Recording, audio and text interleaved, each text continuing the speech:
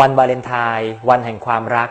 เราควรจะมอบความรักให้กับใครบ้าง5บุคคลสำคัญนี้คือคนที่เราต้องให้ความรักให้มากที่สุดในวันวาเลนไทน์ 1. รักพ่อแม่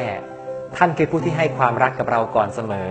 ทันทีที่รู้ว่าจะมีลูกพ่อแม่ก็หาทุกอย่างให้ลูกก่อนหาเสื้อผ้า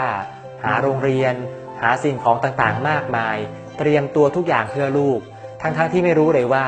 ลูกคลอดออกมาแล้วจะเป็นคนดีหรือไม่ดีเป็นคนกตัญญูหรือคนอกตัญญูนี้คือหัวใจของคนที่เป็นพ่อแม่ดังนั้นพ่อแม่จึงเป็นคนสำคัญคนแรกของเราที่ต้องให้ความรักให้มากที่สุด 2. รักคู่ครองหรือคนรักของเราเมื่อเราตัดสินใจอยู่ร่วมกันแล้วก็ต้องรักกันให้มากๆมีอะไรไม่เข้าใจกันให้ทำใจเย็นๆยิ้มให้กันแล้วพูดคุยกันด้วยความเข้าใจเพราะคู่ครองของเรานี่เองจะเป็นผู้ที่อยู่เคียงข้างเราไปจนวันตายดังนั้นจึงเป็นคนสำคัญที่ต้องให้ความรักมากๆ 3. รักครอบครัวและญาติพี่น้องเมื่อเรามีปัญหาในชีวิตไม่รู้จะหาทางออกอย่างไรเราต้องการคนเข้าใจครอบครัวและญาติพี่น้องของเรานี่แหละคือผู้ที่จะช่วยให้ความช่วยเหลือเรา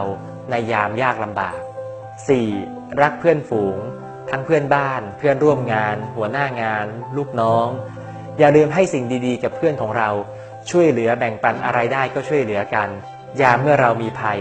เราจะได้มีเพื่อนคอยช่วยเหลือถ้ายังแบ่งปันอะไรไม่ได้ก็อย่าลืมแบ่งปันรอยยิ้มและคำพูดดีๆให้กับเพื่อนของเรา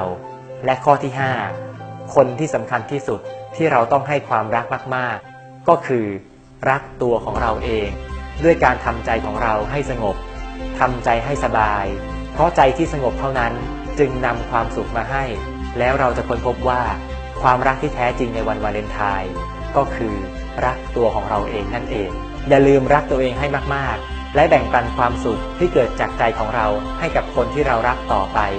ขอให้ทุกท่านมีความสุขในวันวาเลนไทน์ขอเจริญพร